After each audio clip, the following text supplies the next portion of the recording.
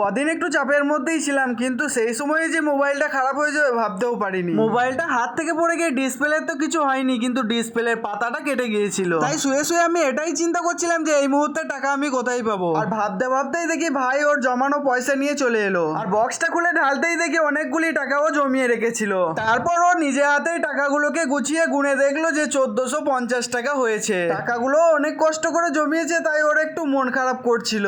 আর সময় হলে ও টাকাটা ঠিকই ফেরত পেয়ে যাবে, তাই আমি মোবাইলের ডিসপ্লেটা অর্ডার দিয়ে দিলাম। অর্ডার দিয়ে বসতেই ও আমাকে আবার ডাকতে লাগলো, আর ওর কাছে যেতেই আমাকে ধরিয়ে দিল ছুরি আর থালা, আর কামরাঙা পাড়তে লেগে গেল আমাকে নাকি কামরাঙা মাখা খাওয়াবে। তারপর কামরাঙাগুলো ভালো করে ধুয়ে নিল, তারপর ও কামরাঙাগুলো ডিজাইন করে কাটতে বসে পড়লো, আর ও ডিজাইন করা কমপ্লিট হতে আবার আমার হাতে ধরিয়ে দিল। তারপর সব এক এক করে যত রকম মশলা ছিল দিয়ে দিল, ভালো করে মাখিয়ে আমাকে আবার টেস্ট করতে দিয়ে দিল। আমাকে তো খেতে বেশ ভালোই লাগছিল, কিন্তু ও যা ঝাল দিয়েছিল ওর নাক মুখ দিয়ে ধুমো বেরোচ্ছিল।